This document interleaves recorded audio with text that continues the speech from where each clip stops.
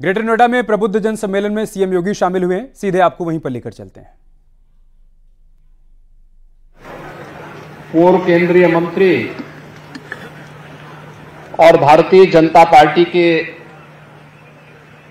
लोकसभा गौतम बुद्ध नगर क्षेत्र के प्रत्याशी डॉक्टर महेश शर्मा जी,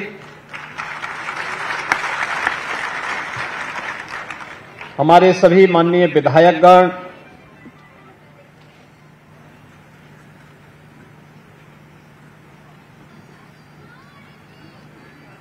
श्री पंकज सिंह जी, श्री तेजपाल नागर जी, श्री धीरेन्द्र सिंह जी, श्री लक्ष्मी राज सिंह जी, श्रीमती मीनाक्षी सिंह जी, विधान परिषद सदस्य श्री नरेंद्र भाटी जी, राज्यसभा की माननीय सांसद श्रीमती कांता करदम जी, प्रभारी मंत्री कुंवर ब्रजेश सिंह जी, भारतीय जनता पार्टी के जिला के अध्यक्ष श्री गजेंद्र मावी जी, महानगर अध्यक्ष मनोज गुप्ता जी, प्रमोद गुप्ता जी, लोकसभा के संयोजक पणित भाटी जी, अनिल सिसोदिया जी, क्षेत्रीय महामंत्री हरीश ठाकुर जी, हमारे सहयोगी दल राष्ट्रीय लोक दल के जिला के अध्यक्ष श्री जनार्दन भाटी जी, जिला पंचायत अध्यक्ष अमित चौधरी जी और इस संस्थान के चेयरमैन श्री रामकिशोर अग्रवाल जी, गौतम बुद्ध नगर लोकसभा क्षेत्र से जुड़े हुए सभी हमारे प्रबुद्धजन, उपस्थित बहनों और भाइयों, आज के इस प्रबुद्ध सम्मेलन में मैं आप सबका हृदय से अभिनंदन करता हूं। आप सब ने अपना समय निकाल करके लोकतंत्र के इस महापर्व में अपनी प्रतिबद्धता को व्यक्त करने के लिए हमारे पदाधिकारी और जनप्रतिनिधियों के आग्रह पर आप यहां पर उपस्थित हुए हैं। ये मेरा दायित्व बनता है कि मैं आपका स्वागत करूं, अभिनंदन करूं।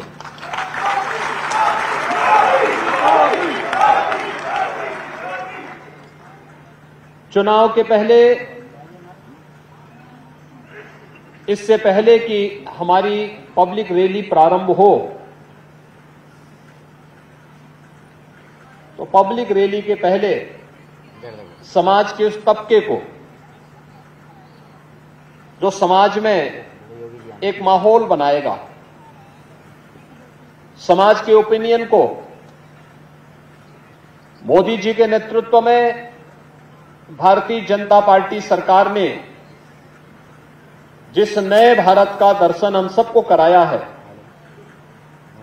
उस भारतीय जनता पार्टी को पुनः तीसरी बार देश के अंदर नेतृत्व करने का अवसर प्राप्त हो, इसके लिए आपका आह्वान करने के लिए आज मैं गौतम बुद्ध नगर जनपद में आया हूं। प्रबुद्ध जन समाज के जागरूकता के लिए भी और उनकी ओपिनियन को भी बनाने में बड़ी भूमिका का निर्वहन करते हैं और गौतम बुद्ध नगर और प्रबुद्ध जनों का इस समन्वय हमें नए भारत के, नए उत्तर प्रदेश का दर्शन भी कराएगा। बहनों और भाइयों, हम सब जानते हैं यह वही जनपद है जो जनपद 2017 के पहले प्रदेश के मुख्यमंत्रियों के लिए अभिषिक्त हुआ करता था।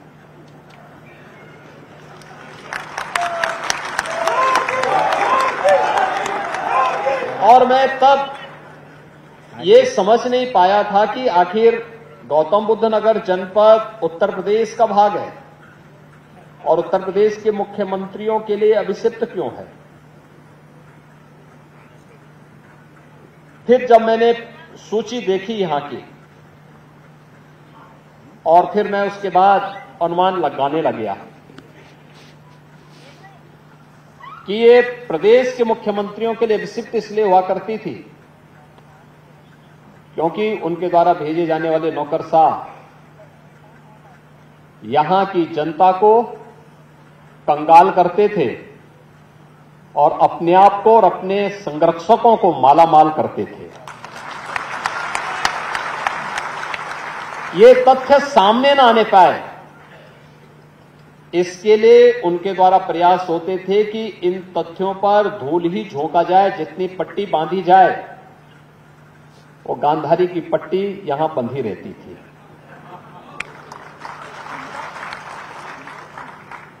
और मैं देख के ताज्जुब था कि जब इन चीजों को लेकर के मैं सुनता था तो मैंने स्वयं तय किया कि नहीं भाई, मैं जिन लोगों ने गौतम बुद्ध नगर जनपद जैसे उर्वरा क्षेत्र को, अत्यंत उर्वरा क्षेत्र को बदहाल किया है, कंगाल किया है, अराजकता और समस्याओं के गर्त में ले जाने का कार्य किया है, वहां मैं स्वयं चल करके देखो। और मुझे 2017 में यहां आने का अवसर प्राप्त हुआ था। मैं यहां आया था, मैंने यहां की समस्याओं को देखा और मैं धन्यवाद दूंगा अपने सभी मंचस्थ जनप्रतिनिधियों को। इन्होंने उन सभी समस्याओं को पूरी तन्मयता के साथ, पूरे धैर्य के साथ, बिना धैर्य खोए उन समस्याओं को लखनऊ में भी और यहां पर भी मेरे सामने रख करके कहा था कि इन समस्याओं का फेज वाइज समाधान होगा तो गौतम बुद्ध नगर न केवल अपनी पहचान को स्थापित करेगा बल्कि उत्तर प्रदेश के ग्रोथ इंजन के रूप में देश के अंदर अपनी एक नई पहचान बनाएगा और उत्तर प्रदेश को पहचान मिलेगी। और आज उन सबके सकारात्मक सहयोग का परिणाम रहा कि उत्तर प्रदेश आज देश के अंदर जिस रूप में पहचाना जा रहा है वो किसी से छुपा हुआ नहीं है। यह सच था, 2017 के पहले उत्तर प्रदेश देश के बीमारू राज्यों में शामिल था, लेकिन आज उत्तर प्रदेश बीमारू राज्यों की श्रेणी से बाहर आकर के देश के अंदर रेवेन्यू सरप्लस स्टेट के रूप में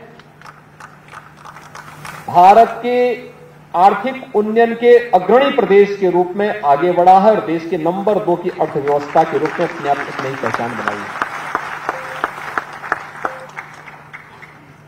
यह सब संभव हो पाया है देश के यशस्वी प्रधानमंत्री श्री नरेंद्र मोदी जी के मार्गदर्शन और नेतृत्व के कारण।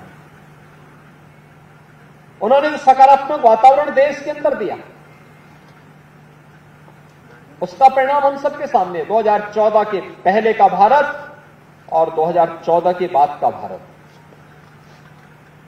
2014 के पहले का भारत समस्याग्रस्त था, अविश्वास से भरा हुआ था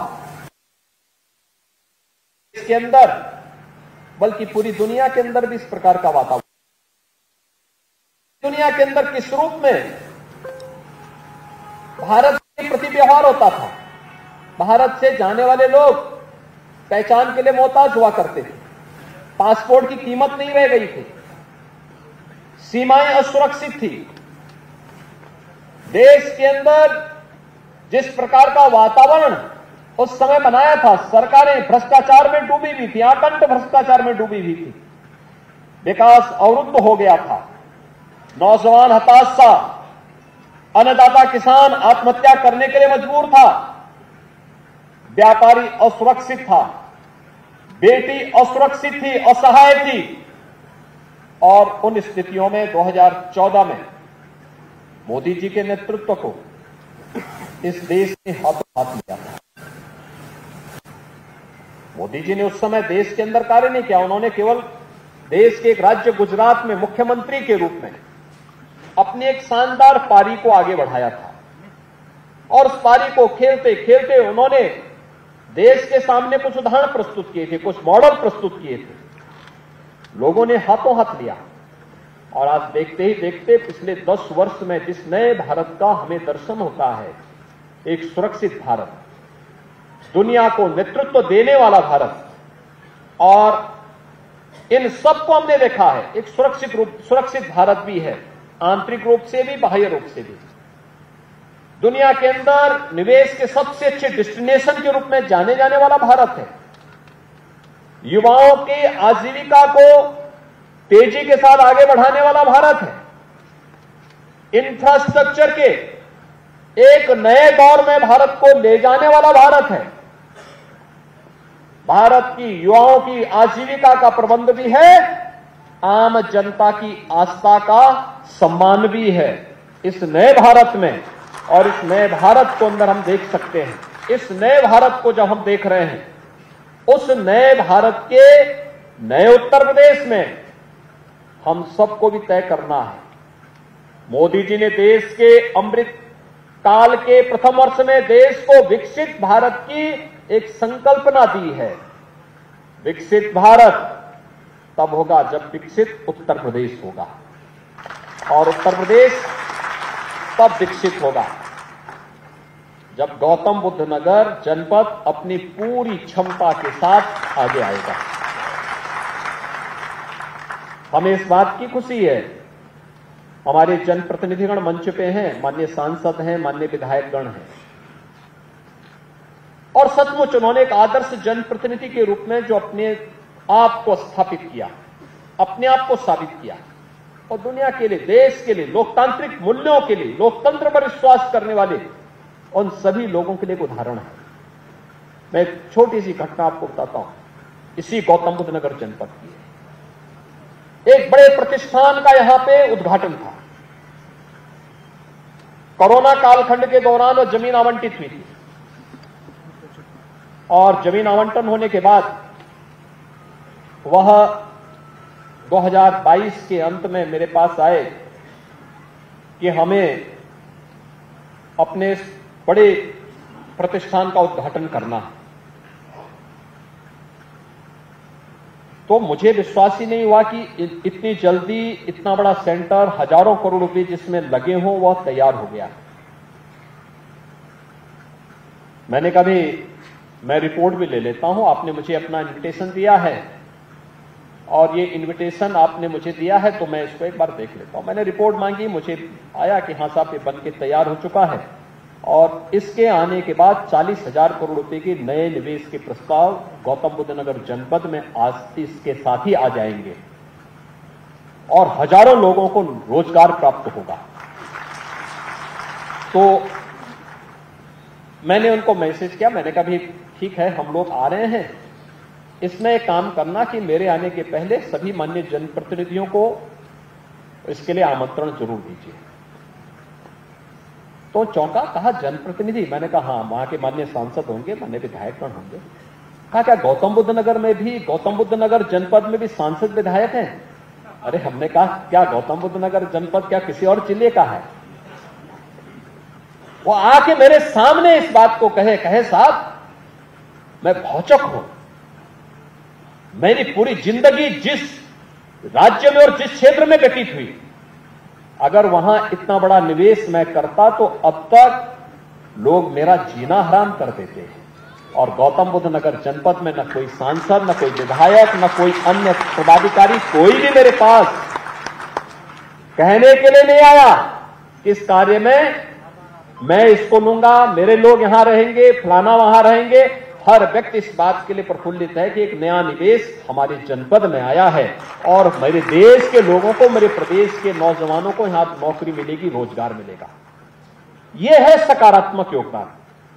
और जो सकारात्मक माहौल बना, आज उसी का परिणाम है गौतम बुद्ध नगर जनपद की प्रति व्यक्ति आय पर कैपिटा इनकम देश के अंदर सबसे अधिक पर कैपिटा इनकम वाली जनपदों में से एक है। योगी योगी योगी मित्रों, जब अच्छा जनप्रतिनिधि चुना जाता है, अच्छे लोग जनप्रतिनिधि बनकर के चुने जाते हैं, तब इस प्रकार का सकारात्मक माहौल पैदा होता है। और जब इस प्रकार का सकारात्मक माहौल बनता है तो जीडीपी ग्रोथ करती है, और पर कैपिटा इनकम में भी इसी प्रकार से वृद्धि होती है। जैसे गौतम बुद्ध नगर जनपद के अंदर हो रही है, हुई है, और देश के सामने एक मानक पड़ा है। आज कौन नहीं जानता है। पहले यहां जो था भी किसी समय का निवेश, वह पलायन करता था, और पिछले 7 वर्ष में अन्य राज्यों से निवेश यहां आ रहा है, अन्य देशों से निवेश यहां आ रहा है। और यहां का ये निवेश का वातावरण देश के अंदर जो मोदी जी ने बनाया, उसी का परिणाम है कि आज यहां पे एक से एक बड़े से बड़े कार्य हो रहे हैं। कौन सा ऐसा कार्य है जो आज यहां पर देश की प्रगति के लिए, और जो प्रधानमंत्री मोदी जी के लिए जो हम कह रहे हैं कि 2027 तक मोदी जी को तीसरा कार्यकाल दीजिए, तीसरे कार्यकाल के प्रथम 3 वर्ष में ही भारत को तीसरी बड़ी अर्थव्यवस्था के रूप में मोदी जी का नेतृत्व स्थापित करेगा, और उसमें बड़ी भूमिका उत्तर प्रदेश और उत्तर प्रदेश में गौतम बुद्ध नगर जनपद की होने जा रही है। आज आप देख रहे हैं ना, यहां पे निवेश भी आ रहा है, और दक्षिण एशिया का सबसे बड़ा एयरपोर्ट भी आप यहां पर दे रहे हैं जेवर के नाम पर। 2017 के पहले जेवर नाम से लोग कांपते थे, किसानों के आंदोलन के कारण भी और अन्य कारणों से भी। मुझे याद है 2017 में जेवर में एक बड़ी विभत्स घटना घटित हुई थी। जुलाई का महीना था, मैं कुशीनगर जनपद के दौरे पे था। अचानक इस प्रकार का मेरे पास मैसेज मिला कि ऐसी ऐसी घटना घटित हुई है। मैं चौंका। मैंने वहां के विधायक को फोन किया। मैंने कहा, धीरेन्द्र जी, ऐसा ऐसा कोई घटना आपके यहां घटित हुई है? उन्होंने कहा, हाँ घटना घटित हुई है, मैं मौके पे हूं।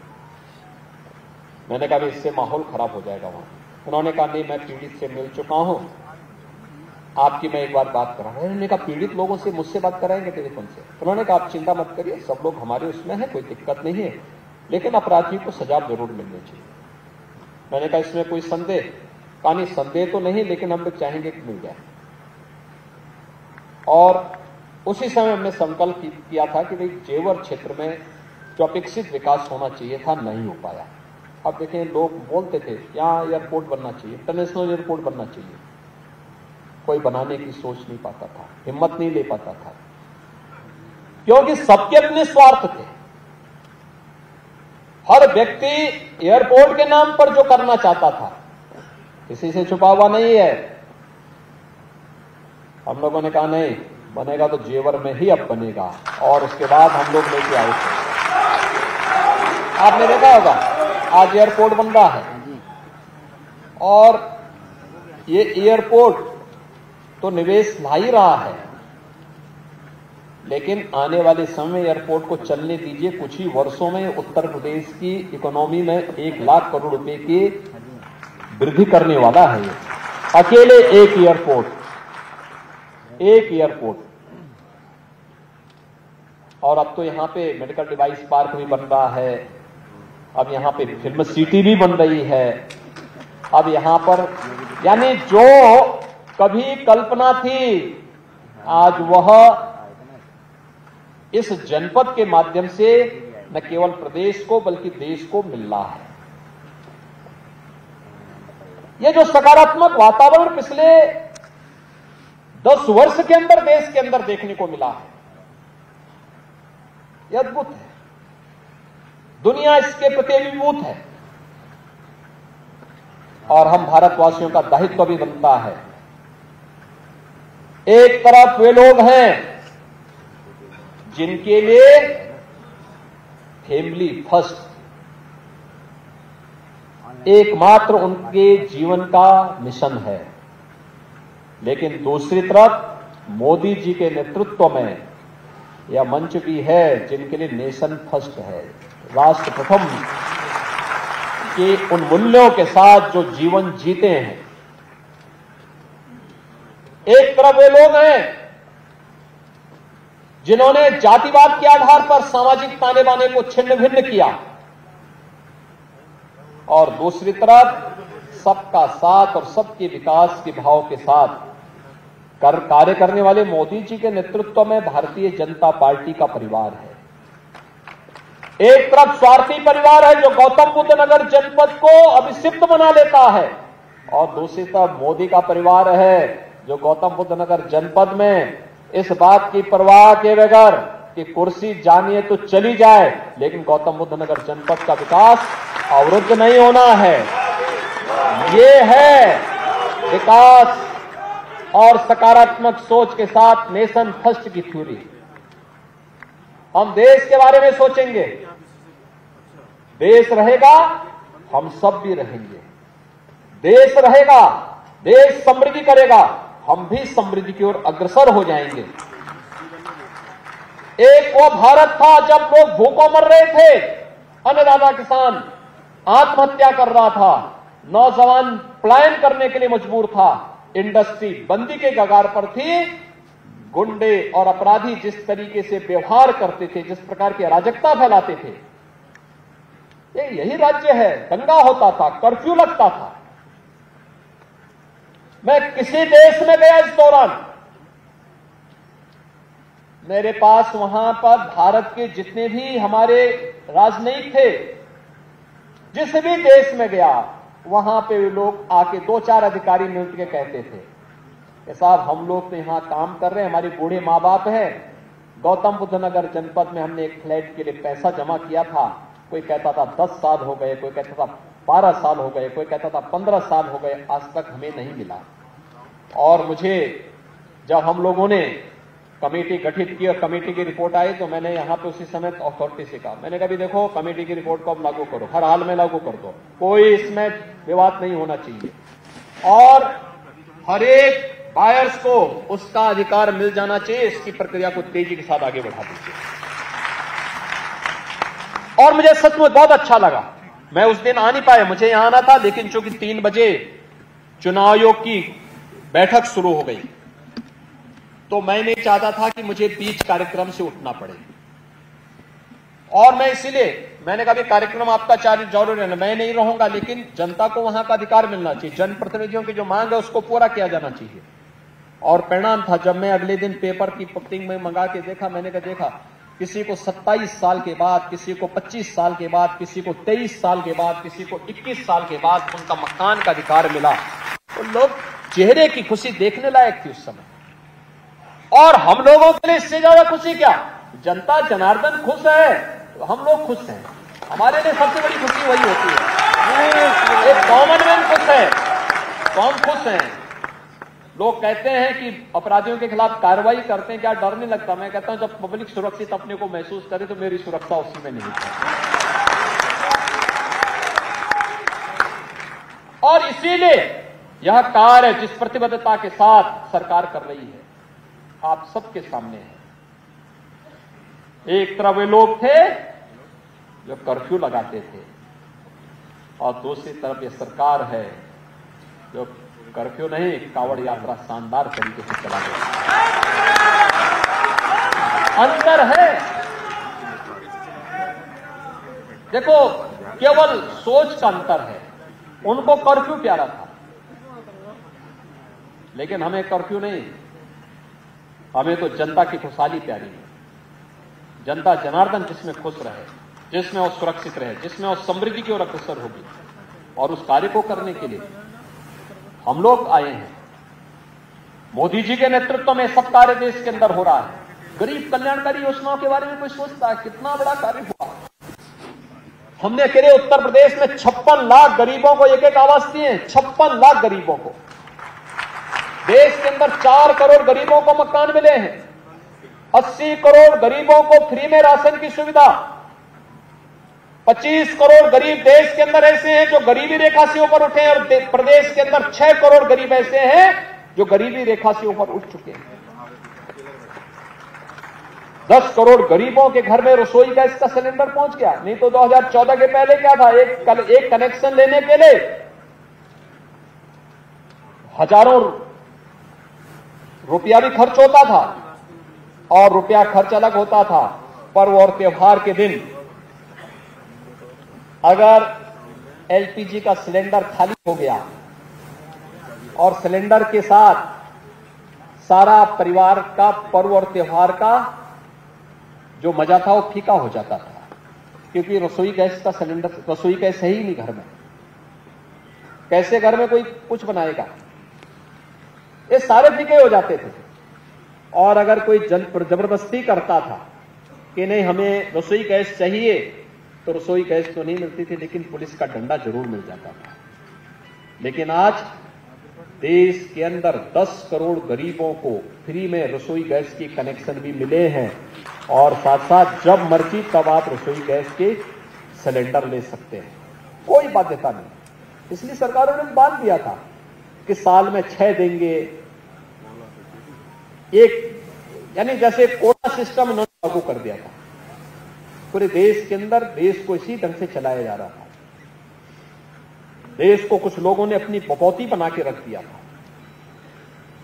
इससे देश नहीं चलता है,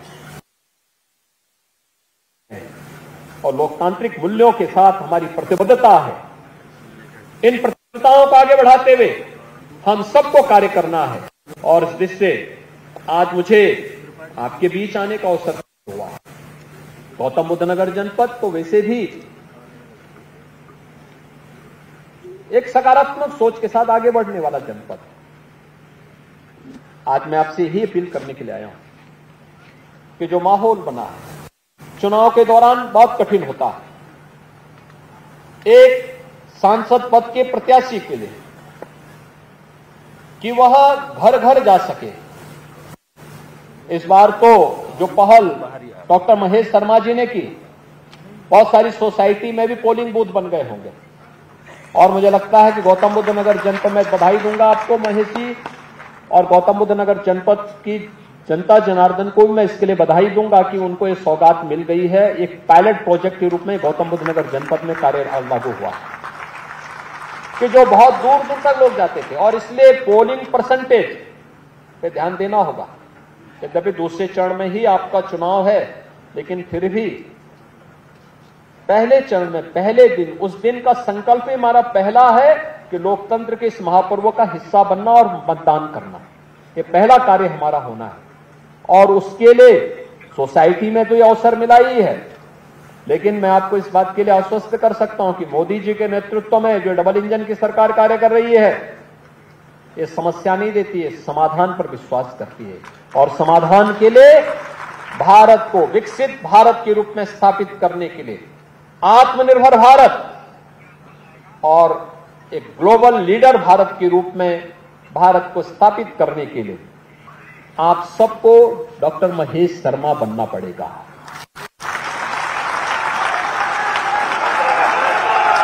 रिकॉर्ड वोटों से डॉक्टर महेश शर्मा जी को चुनाव जिताने के लिए लगना पड़ेगा। कोई भी अति आत्मविश्वास का भाव नहीं होना है। युद्ध और चुनाव दोनों पूरी सावधानी और पूरी सतर्कता के साथ लड़े जाने चाहिए, पूरी मजबूती के साथ लड़े जाने चाहिए। हम उसी सतर्कता और सावधानी का परिचय देते हुए एक एक वोट डॉक्टर महेश शर्मा जी को दिलवा करके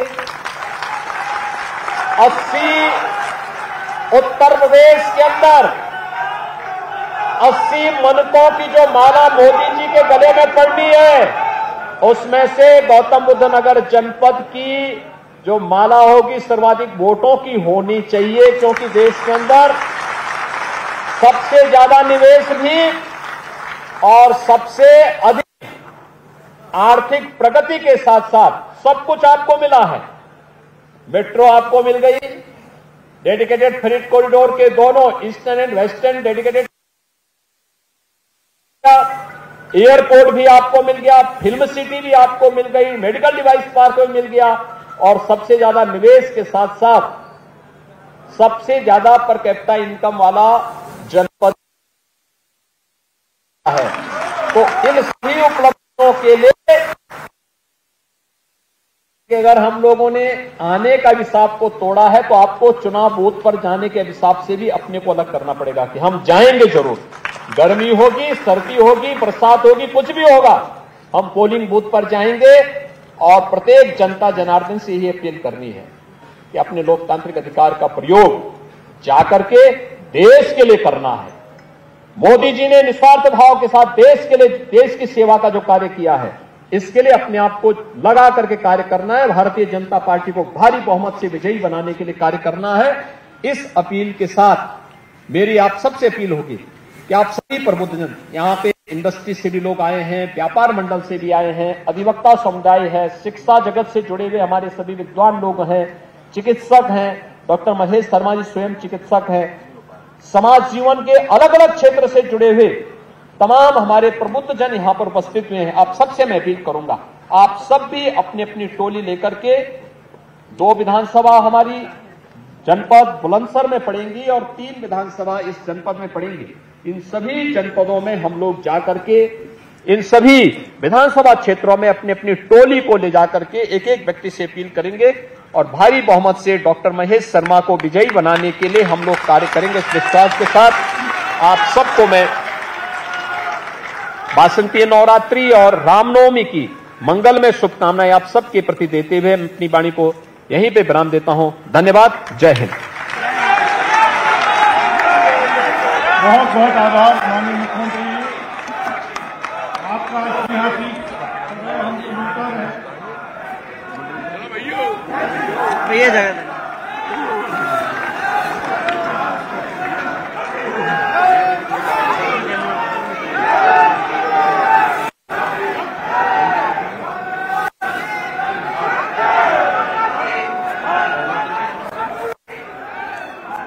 योगी आदित्यनाथ पहुंचे थे, जहां महत्वपूर्ण बातें उनकी तरफ से कही गई।